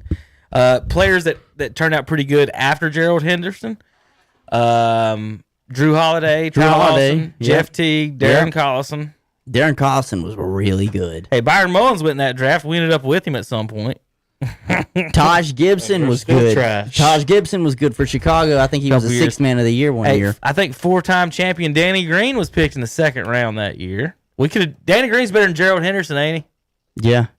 And And he was drafted by Cleveland. yeah, Wow. Danny Green. That's why he's played with LeBron for so long. People hate Danny Green. I don't know why. All right. So NBA, 6 teams in the East and first. I mean, over 500, 8 teams out west. Warriors are in right now. So we did. What did we do? Golf, NBA. We did football mostly on Monday. Yeah, nothing's changing, but damn, it's got awfully quiet about this Deshaun Watson trade. I I haven't don't heard think it. they're trading him. I think they'll keep him. You think? Yeah. It wouldn't surprise me. I think he's coming to Carolina. He wouldn't have. I gave, mean, he a wouldn't lot have- of teams. He wouldn't have gave them 3 team names and do it officially if he wasn't. I don't think. You know what I mean? Like, he officially put out I want to be traded to the Jets, Dolphins, or Panthers. Right. Unless they force him to stay and don't want to Right. trade him. Well, that's the then they they technically do that, have the don't you rights say, to do that. well, but And he has technically the right. So I just won't show up. exactly. So it's like a lose-lose. It's a lose-lose regardless. However, the Texans go at this. You're either 1, losing your cornerstone quarterback, or 2, losing him because he won't play. So I mean, pick your poison. Which one you want? He'll play, but he No, he play won't play. terrible. Heck, no, he won't play. He'll take those fines. He's already listen. A lot of that money's guaranteed regardless. How much will he get? Oh my God, he get a lot. But I mean, now granted, each game and practice he misses, it's going to be a substantial fine. But to him, if you're trying to prove a point, it really don't matter. I mean, he gets like $40 million, don't he? He's Something like he was. that. I think he's a 2nd or 3rd highest paid quarterback in the league. when they signed that contract before Patrick Mahomes signed his. I mean, listen, Deshaun Watson can afford, if he wants to sit out, he can do that, okay? I mean, he's made a couple million. I think it ain't going to hurt him. I swear, I thought I had a list of things that I needed to make sure we get to today, but I've had so much going on today. My mind is blank as crap right now. I was going to ask Zach about Kyle Busch trying to wreck that guy. Did you see that? Him trying to wreck those guys? When? This weekend. On the front stretch, he was mad at some guys. And oh no, I didn't see that. On the front stretch. He literally tried. He turned left into him, tried to wreck two guys, and he ended up spinning himself out. I did see though that he locked up early and had to come in. Yeah, that he did on that. I think that was probably what it came from, but I didn't quite see the intent behind it. I did not. It was unfortunate. I thought, listen, Chase Elliott led that race for almost the whole entire time, but damn, right there at the final stage, and I think maybe 15, 16 laps to go, he just lost it. I don't see how y'all can watch racing. I can't sit there and watch them go in my circles. My girlfriend is a huge fan of NASCAR, and she likes to watch it, and so I will sit down and I will watch it with her. I'll fall asleep, and then I'll wake up when I need to. All they do is go in circles. True. I mean, I feel the same way. Those are the two dumbest statements I've ever heard in my life. What? I fall asleep. And all they do is go in circles, and you saying the word true. True. Technically. Outside. Listen, now I will say this. Do you want to know why this weekend was actually interesting for me to watch? You turned right. Mm-hmm. I like the road courses. Mm-hmm. I do, because I enjoy watching supercar racing, which is like the Ferraris and the Lamborghinis that almost race on IndyCar tracks, but it's just, basic souped up supercars. So I enjoyed watching those. The supercars but on the dirt. circle, that's the thing that kills me about NASCAR is it's just one oval and we turn left a whole damn lot. A whole damn lot. All right, so 200 laps, 500 miles. Have you actually been to one of those races? I have. Now, going to a race is completely different than sitting down for me and watching it on television. I enjoyed going to the Coca-Cola 600, and the All-Star race is always fun when it was in Charlotte. I've only been to one. I went to the bus race. Bus race? Bush race? Oh, the Bush race. Oh, an actual bus. You watch bus They race? actually race buses. Oh. They almost flipped one of them. Yeah, that's not what we're talking about. We're talking about cars going 200 miles per hour. So, as far as that goes, Hunter, you guys... I do enjoy my nap in between. So, you're talking about as far as the road courses. What I don't like about the Indy cars, the supercars, is there is no rubbing. And rubbing is racing. I mean, I can still watch someone run a track race and he's not rubbing and bumping. I need to be able, when we go to the end of the corner, I need to be able to know, if I really want to, I can T-bone your ass and push you out the way. Not if I accidentally touch you, my right wheel's going to fly off into the stands. True. That's just that's what's weird about those cars. Like, I love the bumping and the grinding. I understand that part. It, almost to a fact. To somebody that hasn't grown up a fan of it, though, the constant I'm getting ready to watch these guys go in one big oval for 200 laps. I have never thought that in my life. Did you come up enjoying NASCAR? Yeah, I watched Richard Petty. There's a difference. But you talk to people that look at it and they're like, just driving in a circle. Okay. I'm telling you, Kevin, there's a ton of people. If it's not in your family and y'all weren't watching it, you look at it from the outside looking in, and you're like, damn, they just going left a whole lot. But what you guys don't understand is how fucking big the tracks are. Yes, 1.5 miles. So it's not a circle. It's an oval, but you turn left. Giant fucking. You turn left. That you go Jesse, if you're watching this, understand. Listen, I respect that you do it, but damn, for certain consumers' eyes, there's a reason why I fall asleep during it. I'm just like, oh. And then I hear them on the television. Oh God! And I'm like, oh wait, what? Just did he wreck? And then after that, I'm like, there's pit timing strategies. There's tire strategies. There's aerodynamic strategies. There's wrecking. There's now listen, aerodynamic strategies. That sounds real fun for a nerd. Okay. The engineering behind it. I'm being redneck about it. What I'm saying is, when you get your spoiler knocked off, Hunter, you don't go so fast. You duct tape it. That's what I mean. Like, I'm not talking wind tunnels. Fuck the wind tunnels. I want to go fast. I'm talking, yeah, right. I want to go real fast. I'm talking like, so one of the examples was they have to put, so you don't have rear view mirror, side mirrors, right? Yeah. So what they do is NASCAR allows them to put a certain size mirror, circle mirrors, in different spots in the car so you can see out the thing. So they have to they got these little circle mirrors on the roll bars is what they're looking out the mirrors at. You won't find one guy that's looking at himself in the mirror. How am I looking whenever they put this camera in here on me? So one thing I think that they could do, like I'll sit here and tell you, I mean, I enjoyed the road race, the road course. I did. I really enjoyed that. Tight, sharp turns that aren't just left. Right. It was really enjoyable. Rain at the road races is fun as shit to watch. The rain, it was minimal, but yeah, if it would have came, the fact that they wouldn't have stopped it and they'd have just put rain tires on, that's enjoyable. So I like that part about the road cases. Yeah. Can I not say races? Road races, I understand. Because you end up getting unscheduled stops. Because the crew chief, I hate the races that are won by the crew chiefs. Where, and what I mean by that, we're gonna make a stop at a certain time and beat everybody back out on the track. Everybody pits on this lap. Everybody's gonna pit on this lap.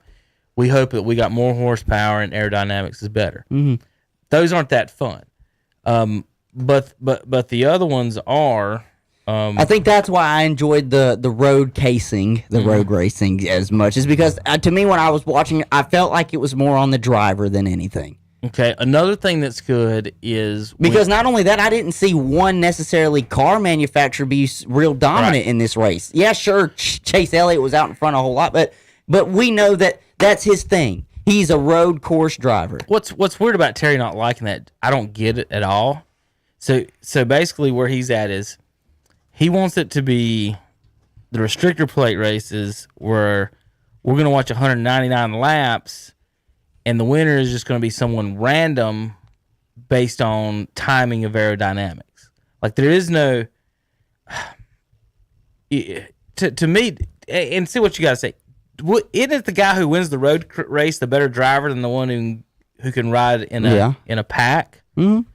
Like that's what I don't get. Like if we were doing time trials or something, we'd rent a car, we'd go out and run a time trial around the track and say, hey, I drove at 44 seconds. As someone who's not a diehard NASCAR fan, but will watch it and has a guy that I enjoy watching in Kyle Busch, when I saw that this year's NASCAR season was going to include, I think, 7 road courses and the dirt track on Bristol, which is going to be interesting to see. Fantastic. It's going to be cool to watch. It's just one of those things where it's like, fine, it's going to draw new eyes, but not only that, for me, it's like, it's not just like, yeah, they're going to go in a circle still in Bristol, but at least they're on damn dirt. Okay. Wow, circles. What shape should you drive in would get you excited? I don't know. Hexagons? He probably wants. I'm just trying to figure out a shape that works. He is probably like me, where I would like to see you make a sharp turn right instead of maybe just left the whole time. So, I'm gonna put it this way. Because to me, that's a little bit more of a normal driving to me. Is I gotta go left and right. Do you think more tracks should do more like Charlotte and Daytona then? Yes. And do a mix. Yes. Of them. 100%. Okay. How many races do they usually race on a year? 20? 36. 36? Take half of them, make half of them road 26 courses. is the regular season. Okay. So 26 is the regular season. 10 to make 13 of those road courses. I think There's 7 of them now. I know. But if you did that, you'd have to have some in the playoffs. You couldn't just do none in the playoffs. You could do 1 or 2 in the playoffs. I didn't even know there was playoffs for racing. All right, so Tanner, the first 26 races you accumulate wins and points. If you win a race, you make the playoffs no matter what. Okay, 16 guys get in the playoffs. Then it used to not be this way. Right, you're right. It used to be just whoever had the most points in the season is the champion. Now what they do is they eliminate guys after a few weeks, which I don't like that part. I think you should just keep accumulating your 16 points, and if you can come back, because Hunter, you could take a L, you could wreck your car in the first round, and you're out of the and win every race. Well, and win a race after that. Put it this way. The way it works out, there's 10 races. So let's say you wreck your car in the first 3 and you're out of the playoffs. You can win the next 7 races That have could be the more most points. wins on the year, have more points than everybody in the playoffs, and not count. and it wouldn't count. You'd be in. Again, to make that reference to another sport, though, that's like losing in the first round. Yeah, true. And other sports don't give a crap if you lose in the first round. So No. if you look at it that way, I can see that. My thing is that with racing the way the sport is, like, I can't like foul or Michael Jordan and then win a series, but I can wreck Denny Hamlin Didn't win. and knock him out and Right. win and knock him out of the playoffs. Right. So it's, I don't know, it's weird. I don't like the eliminations. The mix, the Rovals, I do like. I think that's a good development. The dirt, I think it's going to be fun. People are going to love it. I think it's going to be fun. For God's sake, Seeing why NASCAR would you cars slide is not, so fun not to watch. just that, damn it. Could you imagine a road course on dirt? Yeah.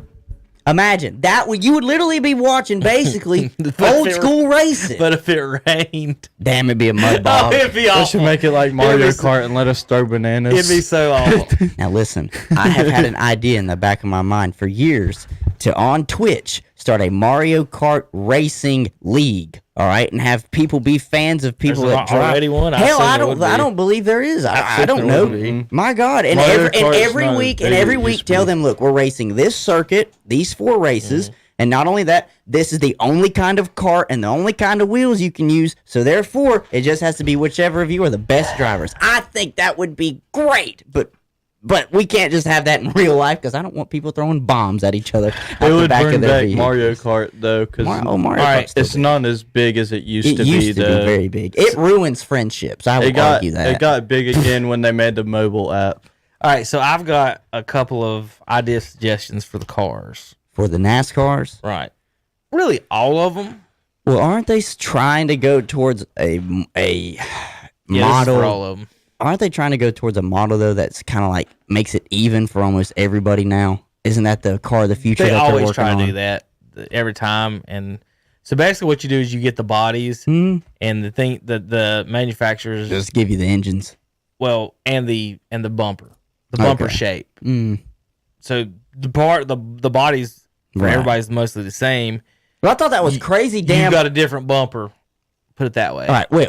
Now hold on. While this is on my mind, before you go into what you want to talk about, that's different. Did I kick you? Do you or do you not raise your eyebrow a little bit to the winner of the Xfinity race?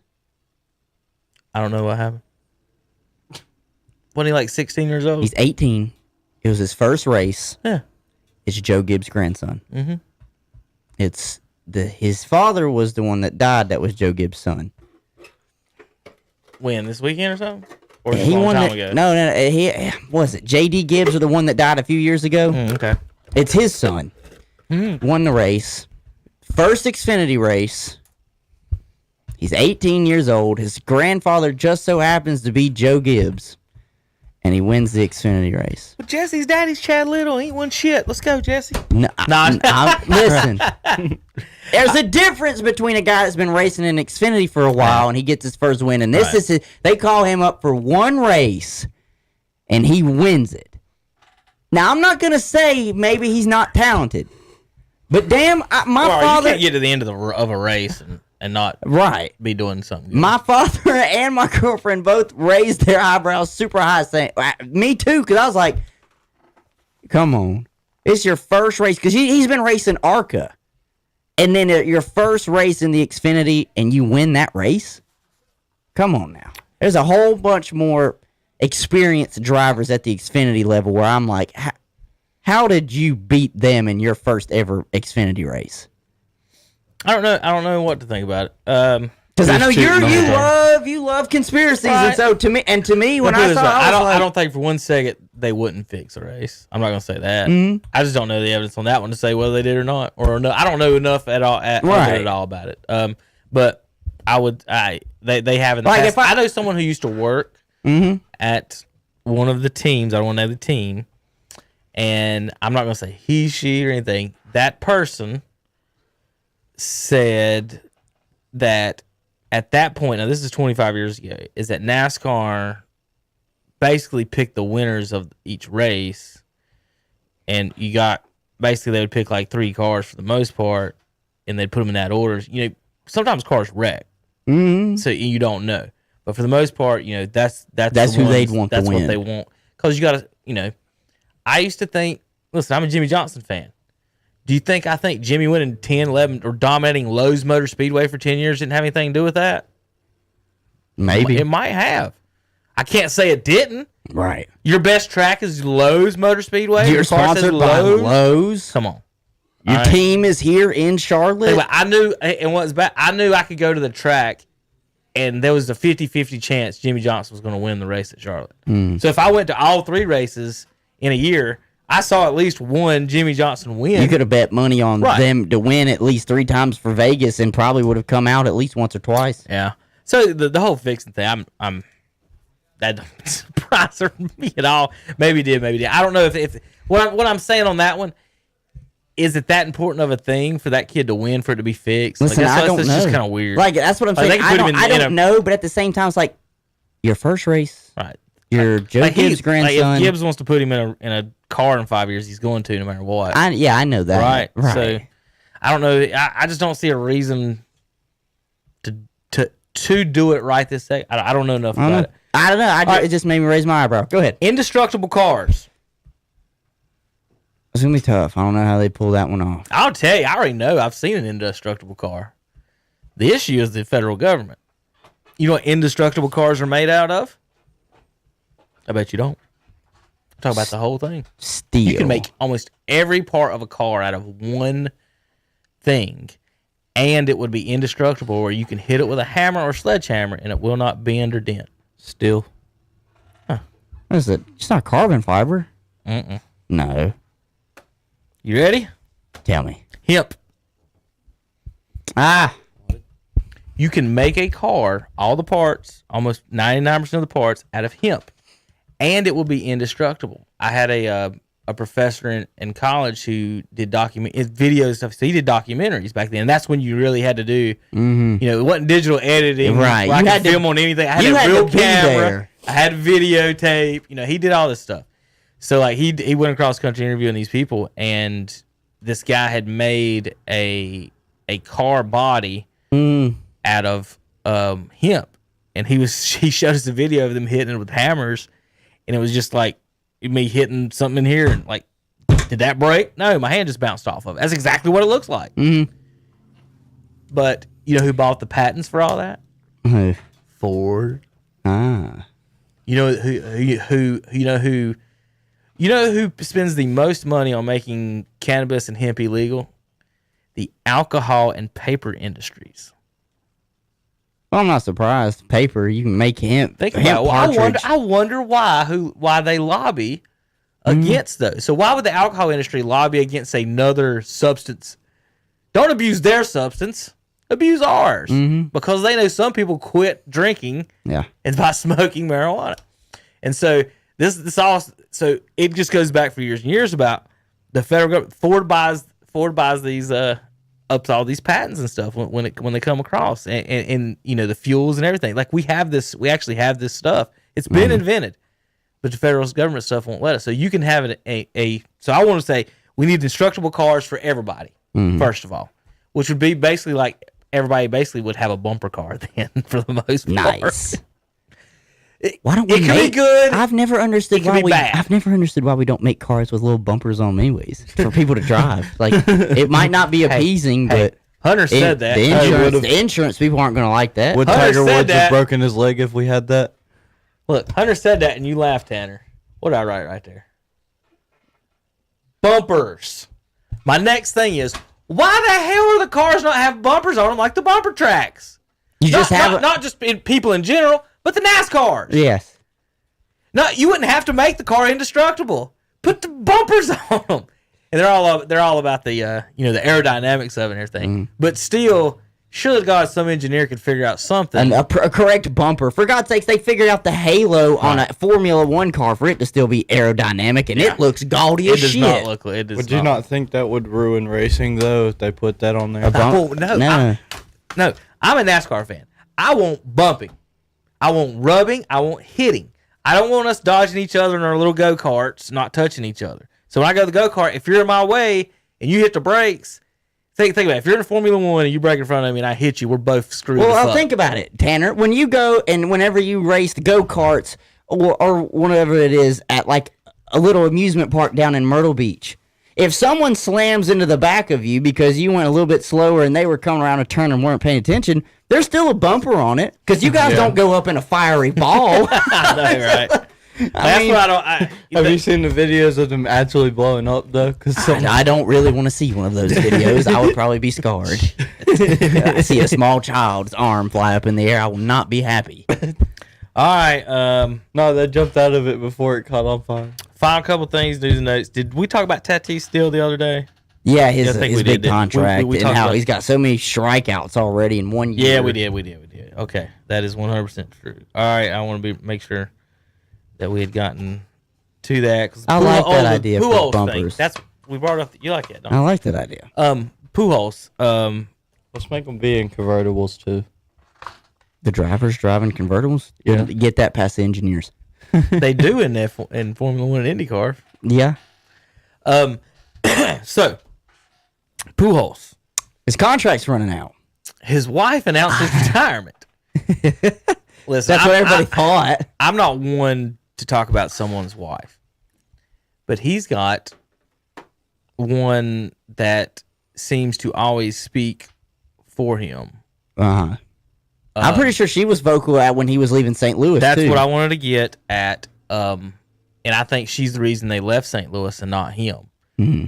We offered him a 10-year, $300 million contract. Yeah. What's the math on that, Tanner? It was $30 million. Now, he took and left his history in St. Louis, 10 years of maybe the best 10 years of baseball history, because the Angels offered $33 million a year. For 10 years? Yes. His wife said the Cardinals' offer was an insult and slap in the face. So you sold your soul for an extra $3 million? Right. At any point, Tanner, if I offered you $300 million, no matter what you thought about that, would it be a slap in the face or an insult? No. Okay. Let's You got start $3 there. more million. That's not even. Let's start there, lady. You have $300 million. There is nothing to be insulted about. No. If people would only remember where they came from, that's never an insult. My God, someone walks in here right now, offers me to go to damn Alberta, Canada Now- for $300 million. Right. I'll see y'all boys you're in later. I'm sorry. Alberta. Now, You'll go Albert anywhere for $300 Albert million. and his wife and family do outstanding things for kids with special needs. 100%, it may be the best people in the country to take care of that. But she's nuts when it comes to these contract and this baseball stuff. Is she his agent? Did you? I was about to say, did you read the letter or did you read the notes? I It didn't was like read the she's note. the player. I was about to say, I didn't read the note, but I saw people were up in arms because it basically made, like, she was essentially saying he was retiring, but then Right. he or his agent had to come out and said, no, what she really meant was we're coming up on the final year of Albert's contract with the Angels. And he, she actually changed her. she edited her She post. edited her post. Wow. So I bet you somebody got in her ear She's a about wannabe that. player. That's why. So Tatis gets 14 years, 300-something million. Mm-hmm. And He's only played a year. he's played. Think about right. That's what I want to get at. This dude has played 140 games. Yeah. Not even a full season. And think about this, Hunter. If you're in St. Louis, after 10 years, we couldn't afford to keep Albert Pujols, and this kid has played 143 games And they're is shelling getting money paid at him. more than Albert after 143 games. Now he might be good. He might be awesome. He might end up being the best shortstop in the league. But again, That's maybes. what kind of slap in the face is it? And then they're 14. It's so stupid. Man, you think the guy's he played gonna- 140 games, and baseball's guaranteed. Yeah. You think he's going to be there for 14 years? I didn't see them saying no trade clause in that contract. He'll be in the Yankees or Angels Yes. in 7. Over with the Dodgers. Halfway he'll through. He'll stay in LA. He'll Demand stay to in trade. California. Everybody wants to go to the Dodgers though. Right, because they're They got paying the money. their They got deep payroll's pockets. $250 million. They got deep pockets. But I just kind of want to point Like, that what out. I want to know is, I mean, he'd only played for a year. He wasn't up for a contract extension. No. I don't understand all right, so basically, Damn, they freaked. from what I've read, they wanted to give him like a 5 to 7 year deal, and he's the one that actually asked. He calls it a statue contract. He wants his statue outside the building, and he don't want to leave and lose that. Is what he Damn. said. All right, we'll hear that after maybe 5 or 6 Yeah, years. let's wait for 10 Should years. have just wait. stayed at the Cardinals. They would have built a statue. But that's for what I'm him. saying. They have a bunch of statues around the stadium. Mm-hmm. Only one of them is a big giant one, and it's Stan Musial. The rest of them are all medium size. Mm. Stan, I'm pretty sure the Stan's only top- one they had in front of Atlanta was Hank. I'm trying to think if they had small ones or not. I can't remember. I don't really think they I did. think they have like one other.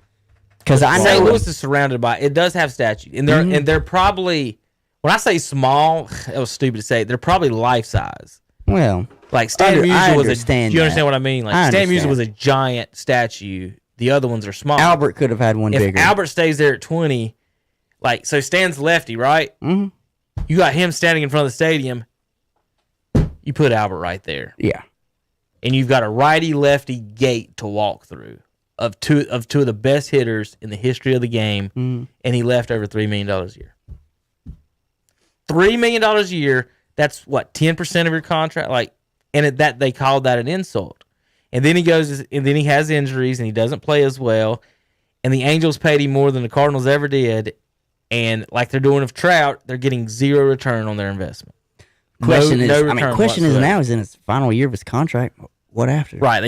I think it seems like he wants to keep playing according to, if he made her correct it. He wants to play. So what I think is, if they put a DH in the National League, he'll be in St. Louis. I was going to ask, do you think he would return? Yes, absolutely. To retire. I think he will. To I think finish he'll his come career play a in St. year or Louis. two. And I think the timing is weird and bad as far as if he was a free agent this summer, I think he would already be there playing with Yadier and Wainwright in their last year. Mm-hmm. Now, what happens when they say it's universal DH and then comes up in the fall and Albert says, let's do this one more time? Yadier and Wainwright. It could happen. It could not. It'd be a shame if he missed those two. Mm-hmm. So, if I come back to St. Louis and those two ain't there, none of these guys were ever my teammates. Right. They're just going to be But if I looking. go They're back- going to be looking at me as the old head Like, who why- came back trying to finish Well, his and career. the young guys are gonna be like, I want to be the DH. Mm-hmm. They don't care about Albert Pujols. I want to play. Kids are. He's older than he's played more years in baseball than everyone in the minor league system. About Right. he played more years in Major League Baseball than everyone in the minor league system is age wise. Like they weren't born when he started playing in baseball. So, listen, he's one of the best hitters ever. He's the best right-handed hitter I've ever seen in my life. He may be the best right-handed hitter ever. The lefty stuff is definitely debatable. But Albert may be looking at his stats. He's going to be top 3 in RBIs, top 5 in home runs. Batting average 3. I think he's dipped under 300 to like 297 now. Oh. And but he was 328 in St. Louis. It's just stupid. All right. Anything else? Questions on that or on I'm Pujols good. or something? And I that's everything. I hope It's a slow time right now for sports. I hope you just don't go. I hope you don't go to a team to not help. Either go to a winner and help, or go to St. Louis, help / say goodbye to the fans. I agree. If you go to the Miami Marlins, there's no point other than you're chasing stats. And okay. Don't turn into a journeyman. If you want to go get a ring, go get a ring. Right. So I think here's what he's got Just to go chance. buy a ring. You have enough money to buy one. Well, that's true too. That's not the same. He's got to. So Right. we're- If he wants another one, I mean. Right. So here's where he is, Hunter. He is 200. He's 100. Let me get and 14 RBIs behind Ruth. He's 197 from first place Henry Aaron. RBI men are really prideful about their RBIs. Mm-hmm. If he's going after any record, I think it's that and not the home run. I don't think he can get to the home run. He can't get 100 more home runs probably. Probably not. But in 2 Not at years, his age, but if they kept the balls juiced, maybe. in but 3 years, let's say 3 years, he hits 20 home runs a year. 65 RBIs, he breaks the RBI record. That puts him at 60. Add 60 home runs to it.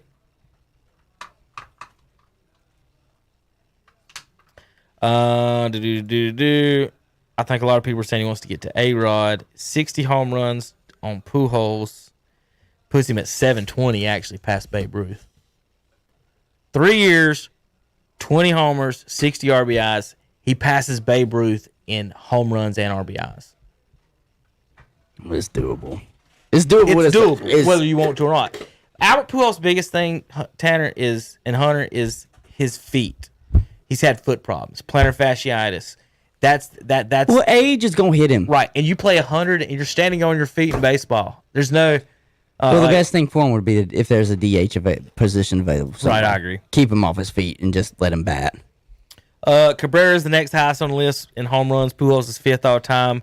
Miggy is 30th with 487. Who does Cabrera play for now?